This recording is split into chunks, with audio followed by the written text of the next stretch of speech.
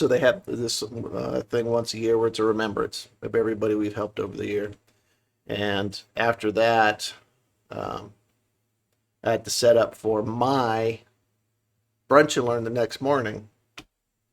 Not a big deal. Just move some chairs out of the way, set up some tables, get the paperwork done, folders set up, and then go home. Then I went home and I had to start getting ready for the food.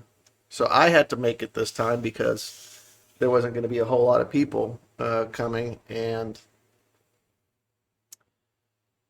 I didn't want to spend $400 on food again and only like 9 people show up, which is freaking ridiculous. If you say you're going to come, then fucking come. That didn't sound right.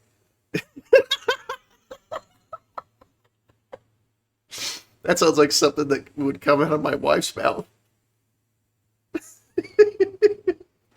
Come, you motherfucker!